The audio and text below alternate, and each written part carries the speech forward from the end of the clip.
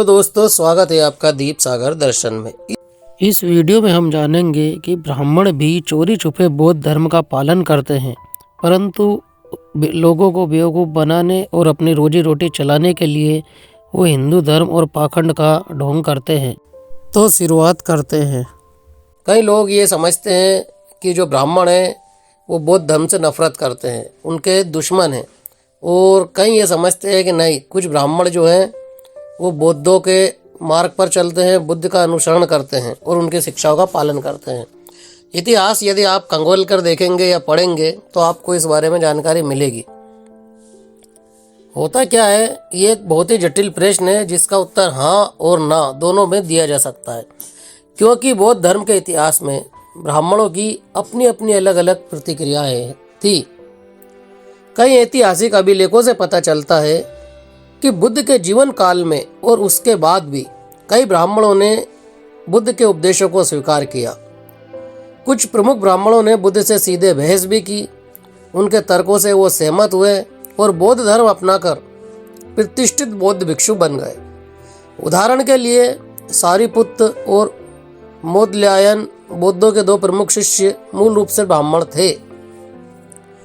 दूसरी ओर कई ब्राह्मणों ने बौद्ध धर्म का विरोध किया, क्योंकि उनका ऐसा मानना था कि बौद्ध धर्म उनके लिए खतरा है, उनके अस्तित्व को मिटा सकता है।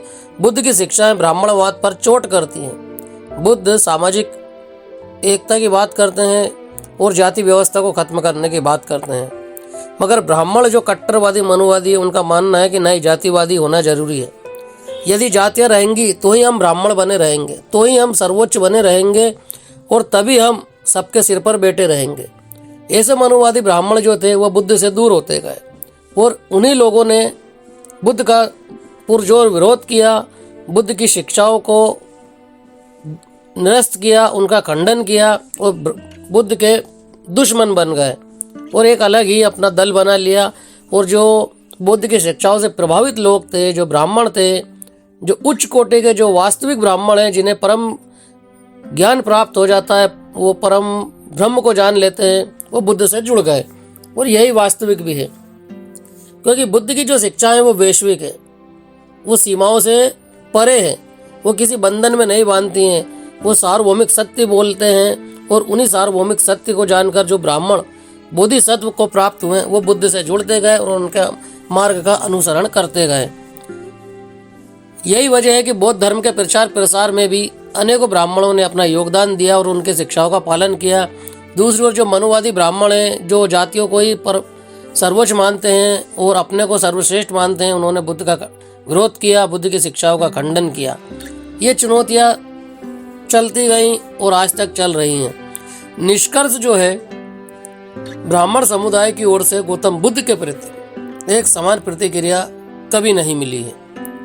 कुछ ब्राह्मणों ने उन्हें एक महान शिक्षक कहा है और जो ब्राह्मण उनसे जीत नहीं पाए हैं, फिर भी अपने हिंदूवादी होने या जातिवादी होने का नाटक करते रहे, उन्होंने बुद्ध को विष्णु का अवतार कहा, जो कि सरासर झूठ है। क्योंकि बुद्ध ने हमेशा अपने जीवन काल में एक ही शब्द कहा है कि मैं कोई अवतार नहीं हूँ, मगर इन मनुवादी ब्राह्मणों ने उन्हें बुद्ध का अवतार घोषित करने की कोशिश की है ताकि उन्हें अपने दल में शामिल कर सके, मगर ऐसा हुआ नहीं। इसके अनुसार ही जो बुद्ध की शिक्षाएं हैं वो विश्व में फैलती गई और जो ब्राह्मणवादी लोग हैं वो भारत तक ही सीमित रह गए, यही जातिवादी दलदल में फंस गए और छोटे लोगों का शोषण जातियों के नाम पर करते आ रहे हैं और करते रहेंगे, उन्हें बेवकूफ़ बनाकर, उन्हें ठगकर। मगर जो बुद्ध की शिक्षा है और बुद्ध से जो जुड़े ब्राह्मण लोग हैं, उन्होंने अपना वैश्विक स्तर ऊंचा कर लिया है और वो बुद्ध के साथ ही एक अलौकिक दिव्य शक्तियों के साथ आगे बढ़ गए हैं और नैतिकता की और मानवता की शिक्षा देते हुए वो अपना जीवन व्यतीत करते हैं और बुद्ध की शिक्षाओं का पालन भी करते हैं।